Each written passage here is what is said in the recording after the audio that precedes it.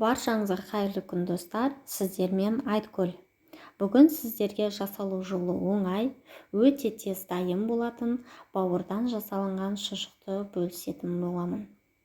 Ол үшін бізге құйрық, бауыр, түрлі дәмдеуіштер, манная круппа керек болады.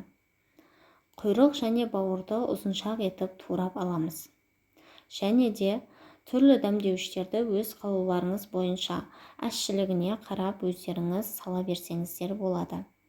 Мен паприкадан, приправадан, қарабұрыштан және тұздан қолдандым. Өзіме сол ұнайды.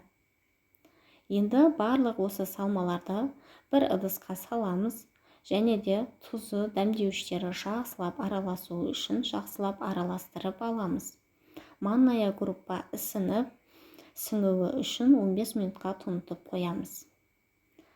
Дайын болған салмамызды пакетикке салып, жақсылап байлап, нығыздап, суы шығып кетпейтіндей етіп байлап қоямыз. Екі жанын байлап қоямыз.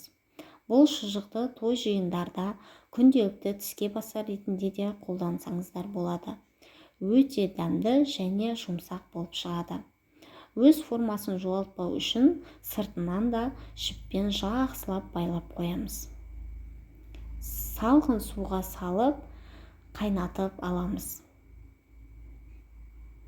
Міне қайнап шықты. Енді баяу отта 30-40 минутқа қайнатамыз. Палаудың астын жай қоямыз, сол сияқты қойып қоямыз. Міне дайын болған шұжығымызды суытуға қоямыз. Өте жұмсақ, дәмді болып шықты. Менің каналымда осындай рецептілерді көргіңіз келсе, тіркеліп лайк басып, комментария жазып кетіңіз. Астарыңыз дәмді болсын.